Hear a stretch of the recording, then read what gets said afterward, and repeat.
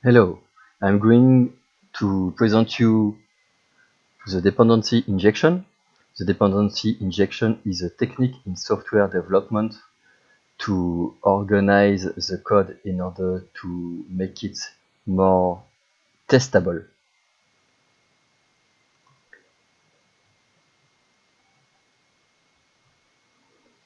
Before I dig into the dependency injection, I will present myself for 1 minute. I am Thierry Bremard, Senior Software Engineer, working since 2008. I have 2 years of C developer in different companies. And after this, I joined Seritech Telecom in 2011, started to work in C#, and I'm working in C# since 10 years. After Seritech, I worked into Margo Group, mainly in the finance industry, in big projects, and in 2020, I moved from Paris, France, to Nuremberg in Germany.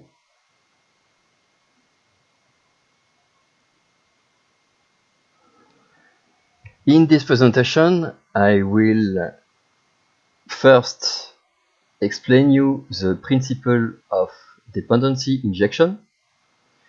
Then I will explain you the different techniques that are possible to inject a dependency, and I will finish with illustration with real code.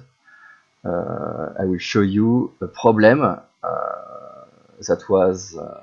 that I encountered with my code and how I solved the problem with the use of the dependency injection. Dependency injection principle. So this is a UML class diagram. UML is a standard to draw a diagram. I will begin shortly with the UML notation, as lot of people does not know the exact meanings of the different symbols. So we have here a box. So basically each box corresponds to a different class or component. This with the brackets here is an interface, and the arrows with the closed end arrow means inheritance. So these two classes are inheriting from this interface. The arrows with the open end, like this, is a reference. So this means that this class has a reference to an instance of this interface. This is basically all that you have to know about UML notation. After you know how to read this, I will dig into the techniques which is used. So the goal is to test the component class. The component class, in order to be testable, does not use a reference of the dependency. We have here the dependency for the production, which is an important component. So a bad design will be that the component have a direct reference to the dependency for the production. Instead, it has a reference, the component has a reference to an interface, and the dependency for the production is inherited, is an implementation of this interface.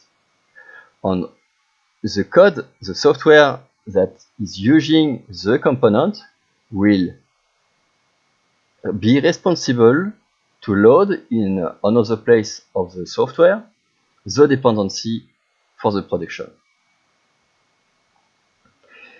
This solution allows you to have another component, another class which will, for example, test the component, and because you will have problem to make automatic test of this component with the dependency for production. For example, if this dependency for production is connecting, the typical case of testing, problem of testing is this dependency makes a connection to a real server. And this is problematic to have automatic tests. So the test will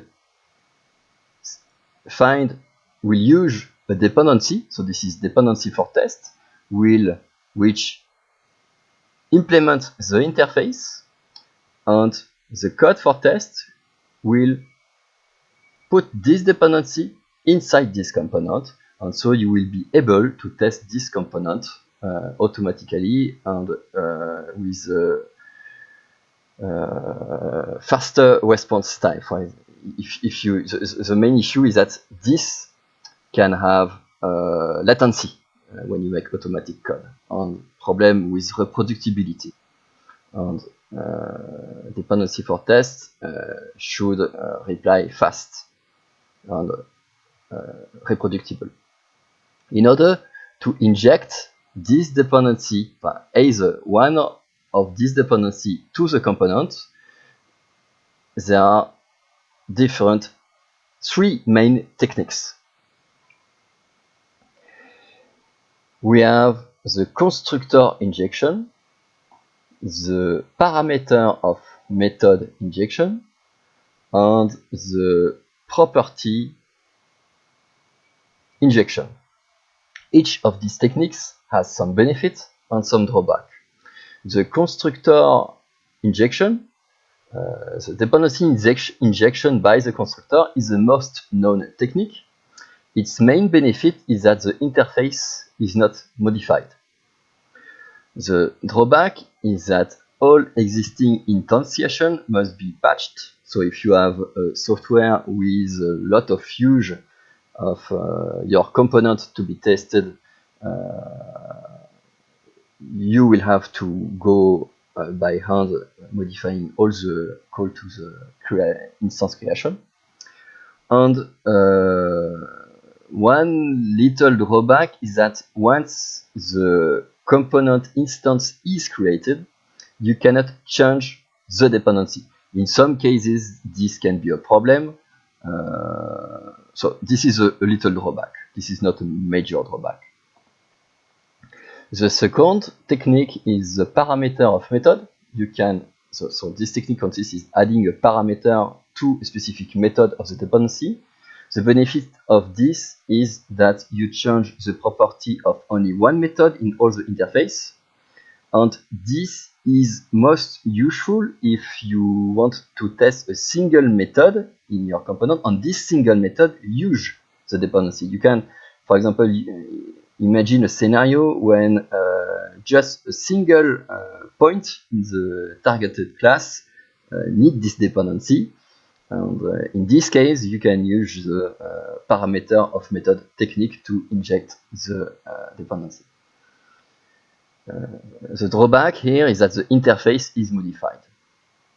The interface is modified because you modify the prototype of the method, like in the third possibility, which is a property injection. You add a new property, and the property is exposing the interface that you want to inject. So the benefit is that the dependency can be changed once the object is created.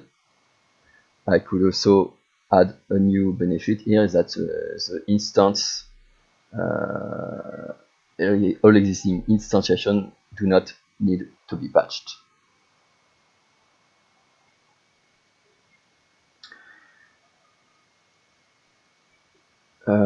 One little thing I wanted to stress also is that I didn't speak about. This architecture is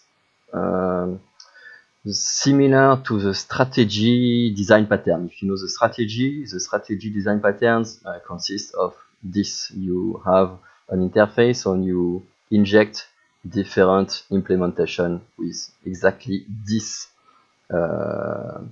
this class diagram. You have component with the reference to the interface, on another component use the correct dependency. So this is also called strategy. So when you make dependency injection, you can also say I use a strategy design pattern.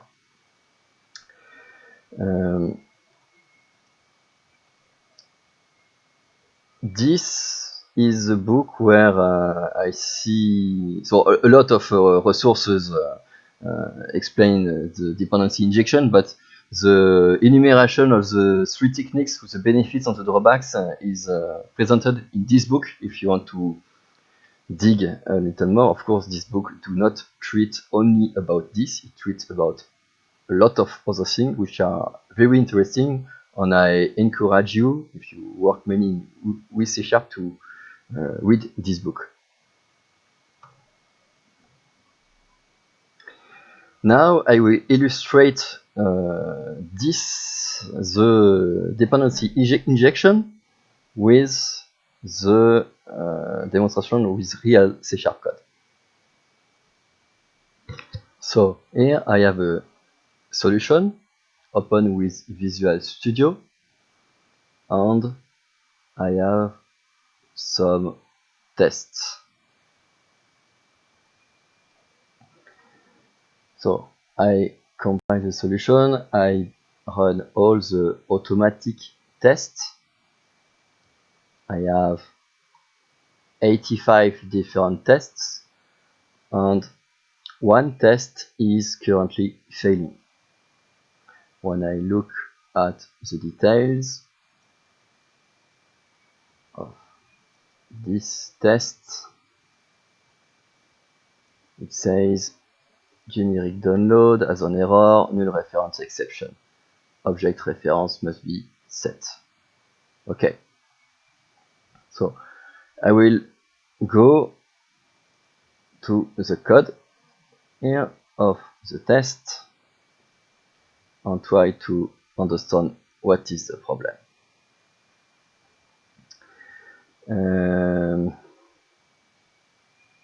So the problem is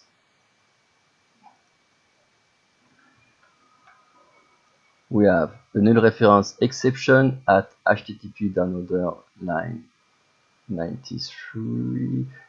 So to be able to spot fast, what I like to do is debug the test. We should spot directly where the exception is triggered.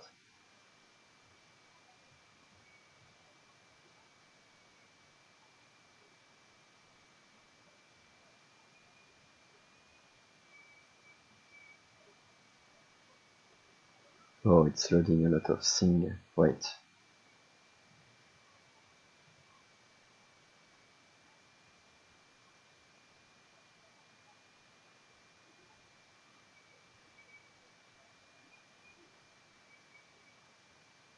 Okay. So we have a null reference exception here. Download. Okay. So I start the presentation with the analysis of the failing test. So we have a null reference exception here. Item target is null. Item target is null. When I look at the call stack,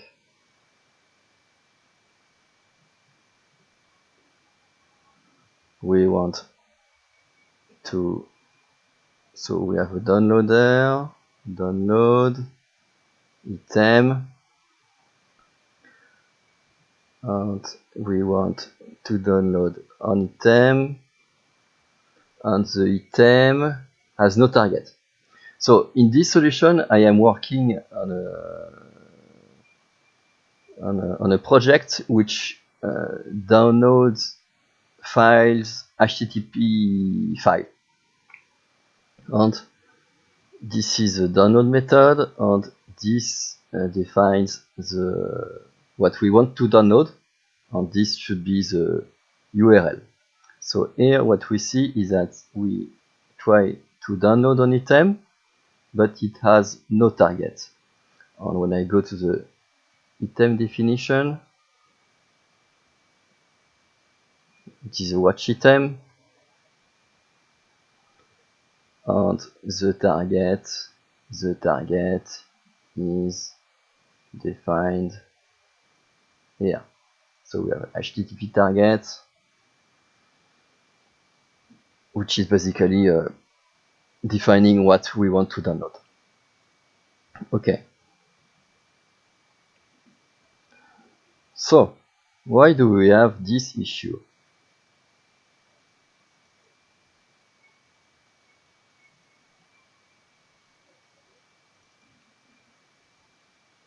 So here we have a test, automatic test. So the software that I'm going to analyze is trying to download an item. So when I look at the test case, process, when price is equal to target, then check notification is triggered. It means that we want to download a HTML file. We will isolate the price. In the HTML file there is a price, and we want to check if this price is equal to a specific value. So this target is not the same as HTTP target. This is equal to value, the predefined value. Then check notification is triggered. Then we want to verify that we obtain a notification. So the system under test is a Spectre pipeline.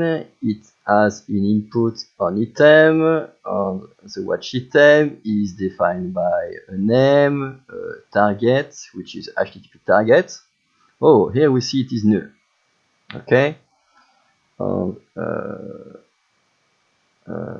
true is another parameter, rule for extraction, check, etc. So why is it null? It is null because I made some refactoring before and I needed a parameter here.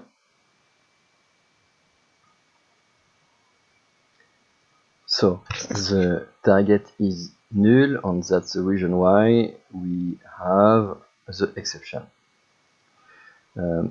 Why do I have this code? I work with TDD, test-driven development, and I add this object, and I recently added a new parameter with a requirement in another part of the software, and because I added this parameter to the watch item, I wanted to be able to compile and put a default target equals to null. Before I try to correct the failing tests, I want to attract the attention on the fact that I am already making some dependency injection here. Here we have a stub notifier, and we see that this is a technique to create a new object with a notify base class. And this stub notifier is injected inside the last parameter of the watch item constructor. So this can be seen as a constructor dependency injection, even if technically this is a dependency injection inside the constructor. Like here I have dependency injection. I inject the instance of the eChecker interface inside the constructor, and it is saved here as a property. So technically this is constructor injection, but this is only a data object which only gets fields without any method, because one thing in software development is also to have objects which are only property on other objects with methods. So this is constructor injection, but functionally it is used as, this is indirect constructor injection, because in this I will have different instances and I put this inside here. So yes, this is constructor injection directly. So, but I will now work on try to resolve the failing test. So I come back here, process,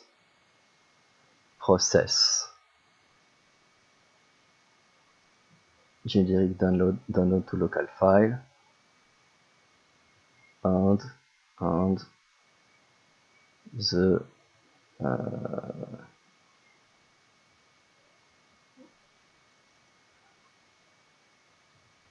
so I come back on the stack. I go on the stack, so below the stack. So I go from the below to the up. Process is called. I call the process method. Here, generic downloader, I want to download to local file the item. Then I go to this method, download local file the item. I download here, and the download is here, and here I have my null exception. When I come back from the top to the stack to the back, here I see that one of the issues here is that I try to download the fake item here. So this is a fake item because inside of this there is no target.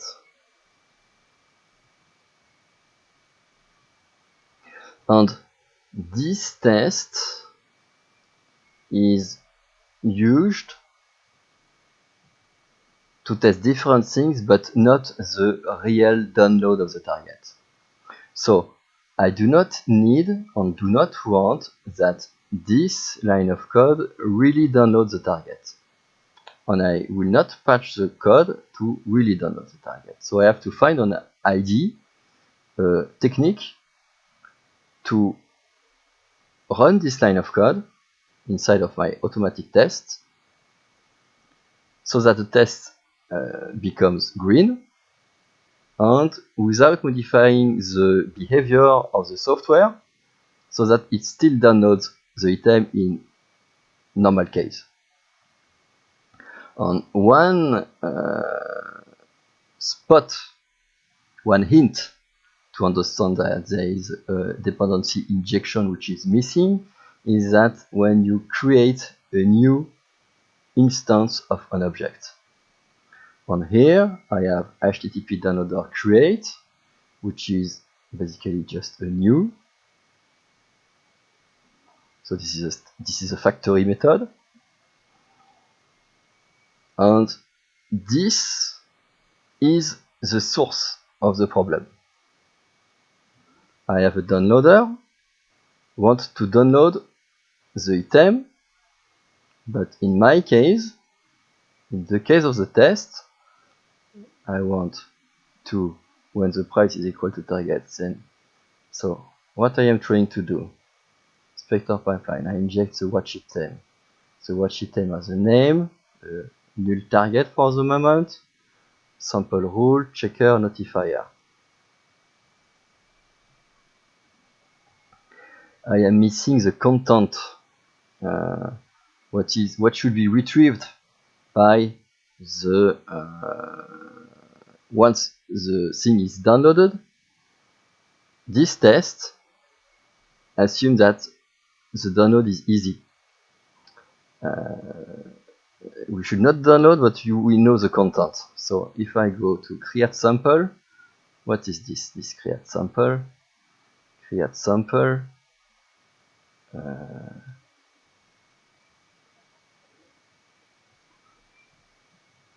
Oh, wait, I can go here. So I have here I have the sample. I have the sample. I can watch it. I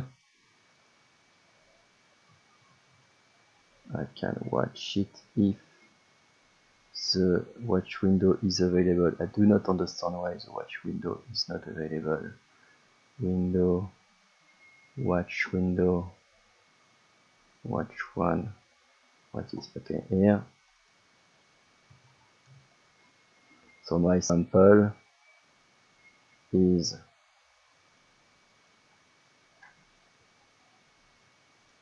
with data, preview text,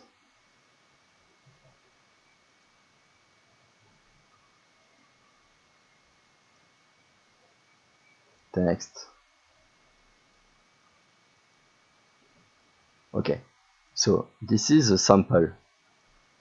I have, in the context of my test, I have a factory which creates samples, and my sample technically has already the HTML content that I want to inspect. That's why I say I do not want to download really, because I already have it in my test.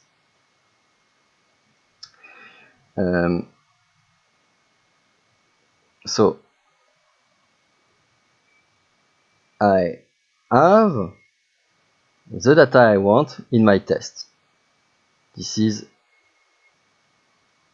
sample text, sample data. Okay, so in sample data, I have in fact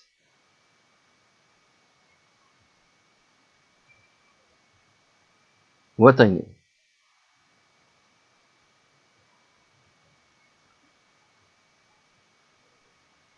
So I must modify the software so that when I use the process,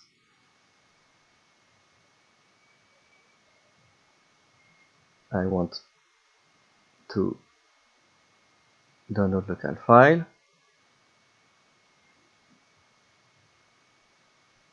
Here, the item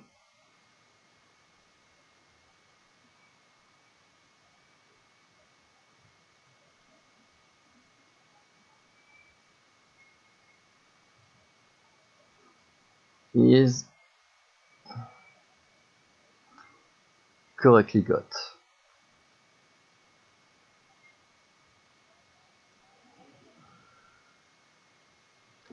So I can stop this debugger and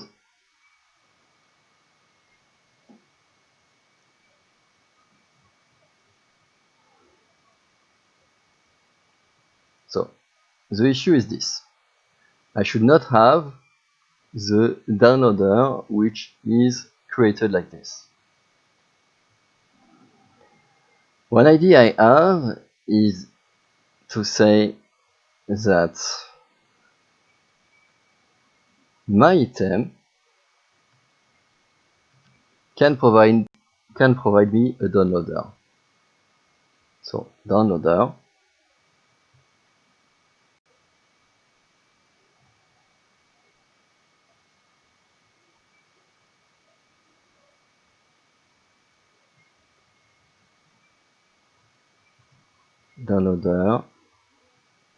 download.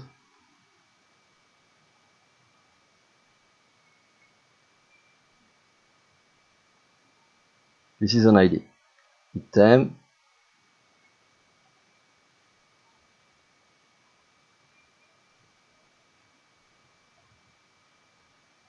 you could say this. For example. And I will say item downloader.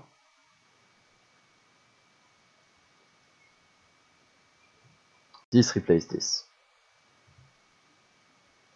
And we have an issue here because my downloader is not known. Visual Studio proposed to generate a property downloader. Okay, here we go.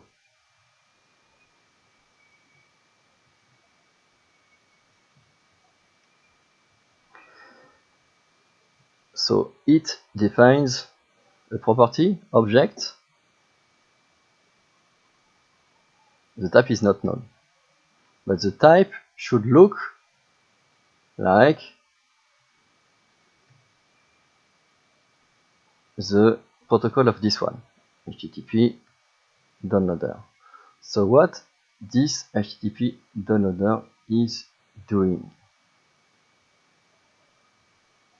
It is downloading an item and returns a download response. So I do not want to use this class. So this is a dependency, production dependency, which is in fact making a real HTTP request message. And if I come back to the presentation, if I find it,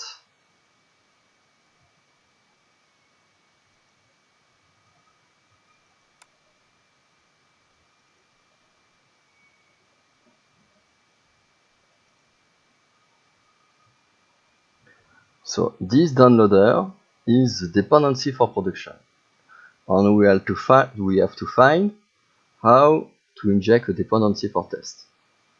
So dependency for production is this one, this class.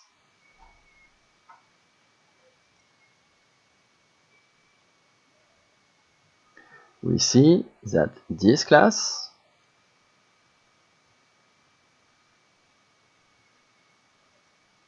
contrary to the diagram here, this class does not inherit from any interface. So we will create an interface in order to allow dependency for test to inherit from this interface. So what we can do is with the Visual Studio refactoring tool extract interface and say that we are interested only in the download method.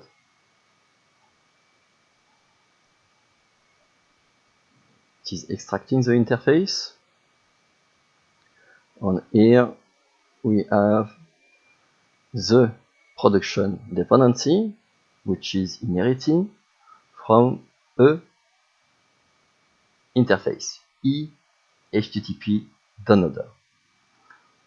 This interface says that you must provide an object which exports a download method, which takes as input a watch item, and answer gives back a download response. So we have here the type that the downloader should be. If I come back to the watch item, the property which has been created is not an object, but a HTTP downloader. I save everything.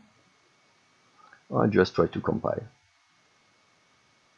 which I did not resolve yet the test, but the compilation process is also useful to guide your code, like TDD test show where you should enhance your code. The compiling is also a tool to understand where you should act. So cannot convert HTTP target to watch item. Okay, So here I created this. Okay, no problem. You want an item, I give you an item.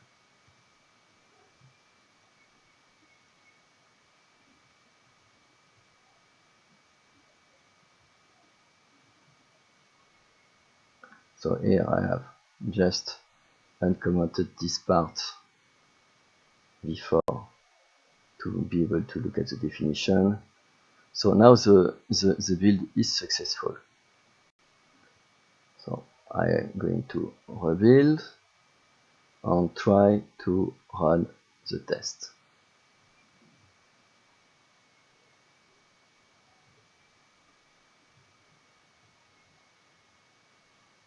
Okay, it is rebuilt.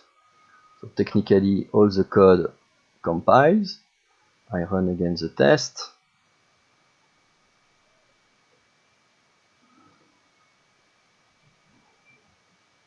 It takes a little long because I am recording the video, so the video recording takes a lot of resources on my machine. What I can do is go on add to playlist and create a new playlist, and with this new playlist I will work only with this playlist, so I will not run the other successful tests.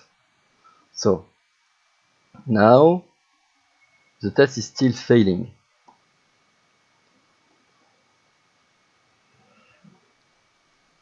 The difference is that now, instead of having an exception, we go to the end of the test. We have the output, so null reference object not set 918 error download about aborting processing. Okay.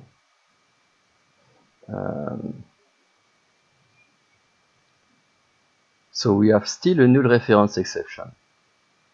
I think it should not be the same. Or maybe the same, because so we will see. Again have an error. I launch again the test in debug. Oh, wait. When I run the test, I am polluted by the debugging loading. So symbols, in my case, should not load only specified symbol. No, everything is okay, just in time. Okay, it is taking time to load sim to run the debug because I'm recording, I think. So I run the debug.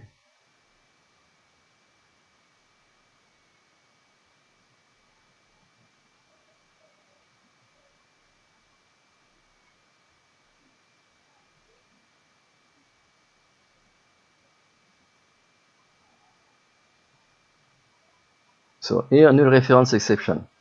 Okay, so we have now the watch item and the downloader is not known. Okay, this is totally normal because we just created this property and didn't initialize it at all.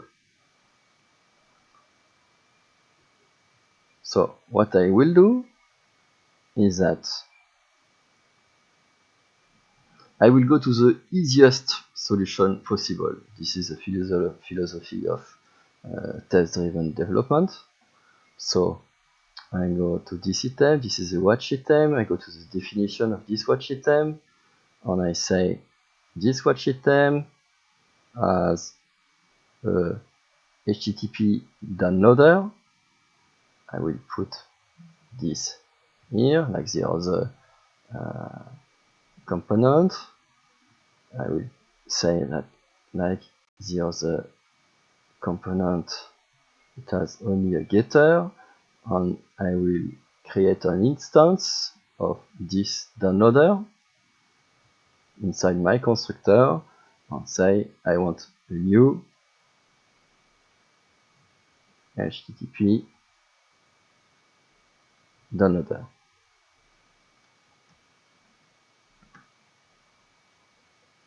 Okay. So here I am in fact introducing again the same component for the production.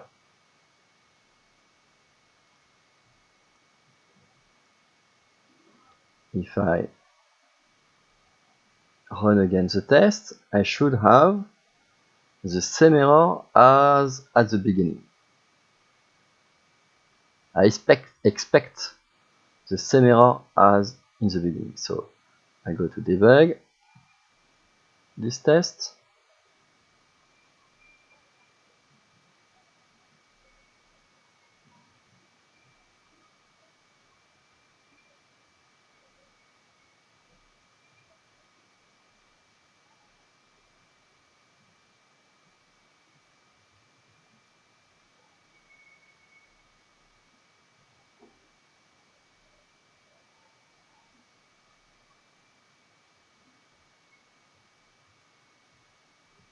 Okay.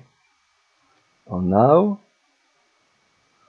I have the still the same the same error at the beginning. The difference is that now I am still in the HTTP downloader class, but I am inside of this class because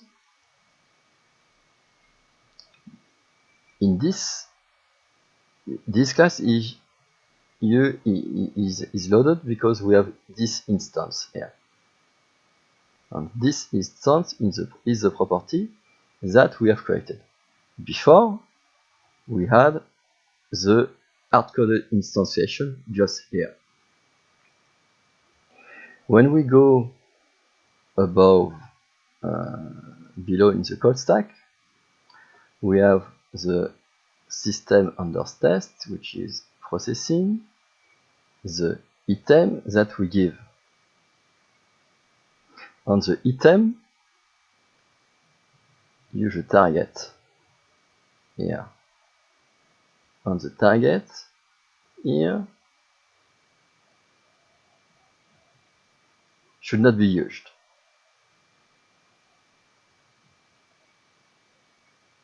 So we have to tell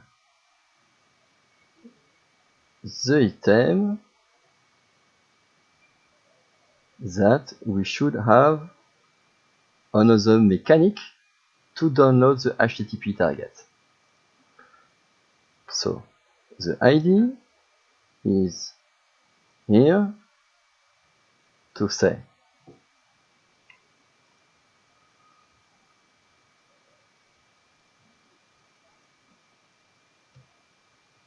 the item has a downloader and the downloader will be a fake downloader. So I am using nsubstitute, which is a library to create stub objects.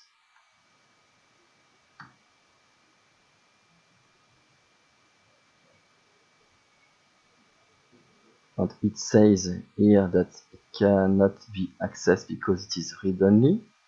Okay, this is true, as I want to make my test pass. Temporarily, I put the setter as public. This should be temporarily, but it will help me to answer the problem of my test. So I want a fake downloader, and here I put it. The point is that this creates an empty object.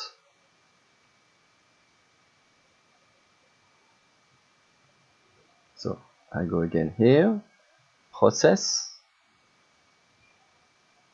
download to local file, downloader, download file, download, item. I want to download an item. So what I want is I want a download response. So I have to instruct my new object that the download method, when it gets this input, should give a correct response. And the response is in fact the content of the HTML file that we've seen. So to do this, I will say that my test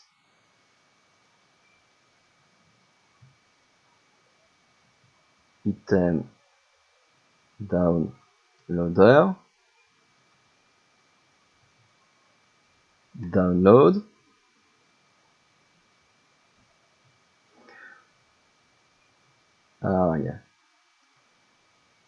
any for any watch item,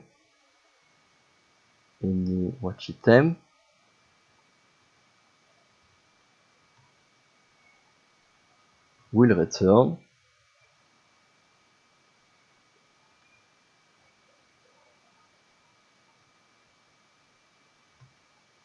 var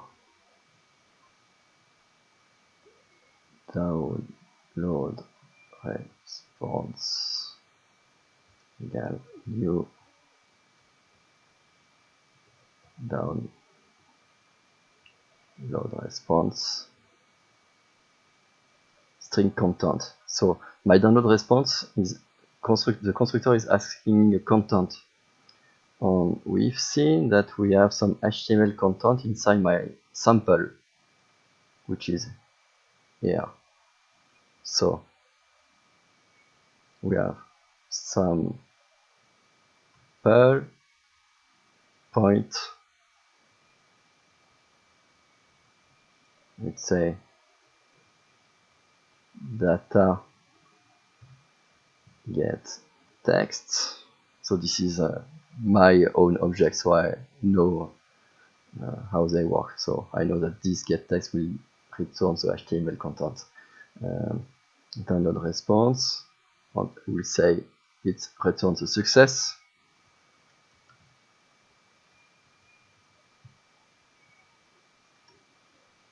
And then we want a latency. So time span 0 to say that the latency was 0, it was successful, and so here you see the prototype. HTML content, yes, it is a success, and 0 latency. And with this, our watch item should have some parentheses. So with this, I create with the end substitute library a object which implements the eHTTP downloader interface. And this is this. I create an object which implements the eDownloader interface. And this is used by the code for the test only. This is Spectre pipeline test, this is the code of the test, and only this code has a reference to this. Because by default the downloader is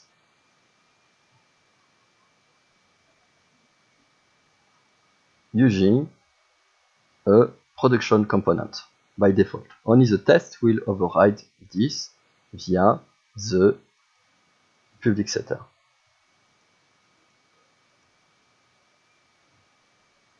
So I say this downloader, when the download method is called with any watch item possible, must return this response. This response one more time is the data, the HTML data that I just showed you before. So if you want to see a little more what is this sample, we have create test sample, and we have a new sample with the samples here, which is in fact a dictionary,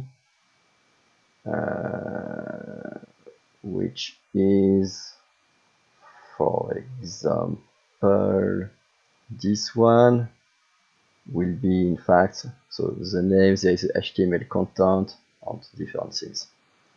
So this is prepared and this should.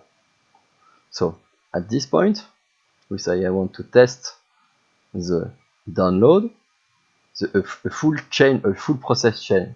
I want to download a file, HTML content. I want to inspect if the price is equal to a certain value, and then check notify. So a lot of things already coded, but we had a problem to the download was failing because there was a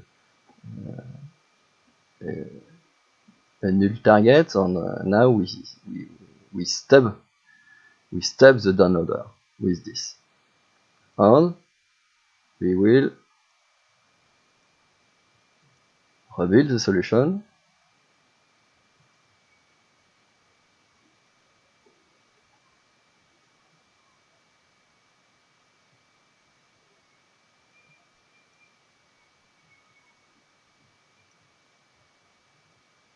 Run the test.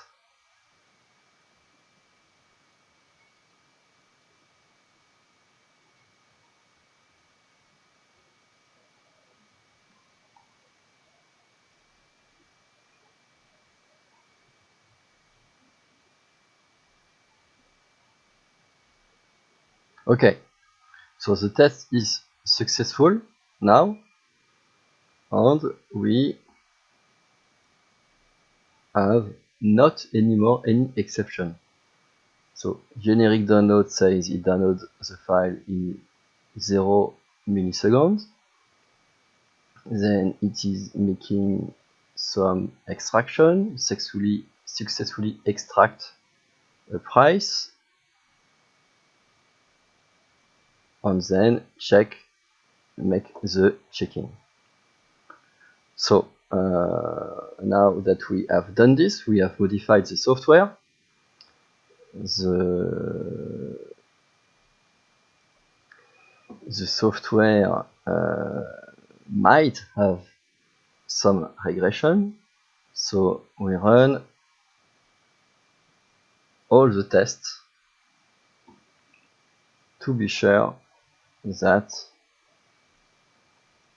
everything is now green. So everything is green, the test is now successful, and we have managed to make a test to go from red to the green state with the use of the dependency injection technique. Let's go look again and understand here which technique we use, because at the beginning I showed you that there are three main techniques of dependency injection. There is the constructor injection, the parameter, and the property injection. So what did we do here? We say that the process, the method process of the class should download an item. The download is here. So technically we have an instance of the class inside a property. But this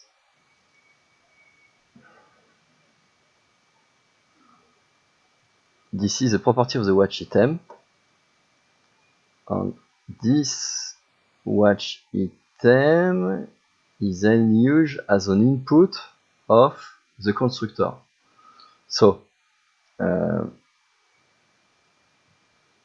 I would say that this solution that I presented here is a constructor injection, because in fact this is only a set of properties. So this could be refactored and with a lot of parameters, and each parameter has its own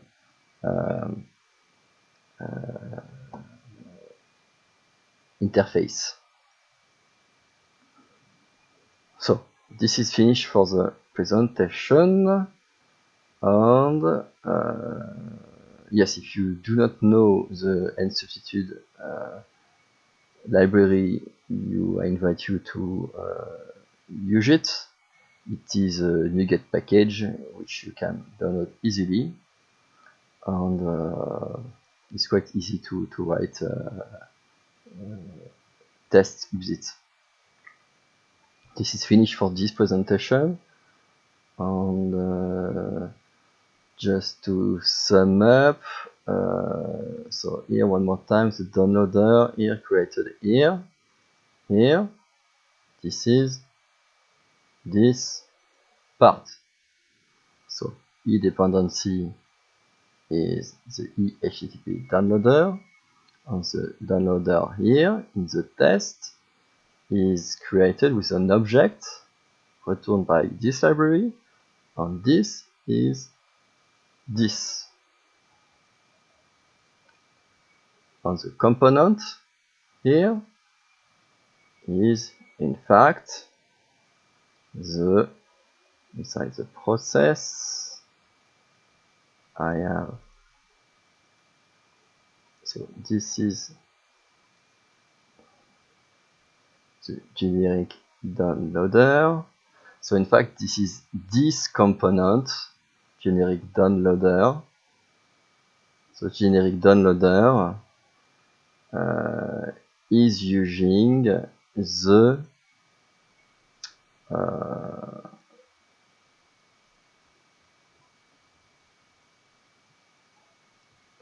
is using this, the instance of the eHTTP downloader. So this is finished for today. If you have any question in the comments, I know this is a little long, and this was a little long technically, the code, but it was important to, I think it is important to see the difference between pure dependency injection example with 2 lines of code, and here you see the impact with real code. And I showed you with a personal real project how not only what is dependency injection, but how you do it, and a process to do it.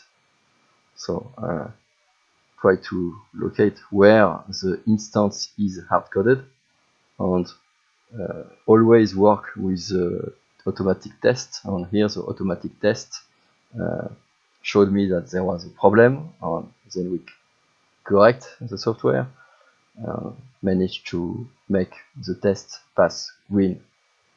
So this is finished, and goodbye.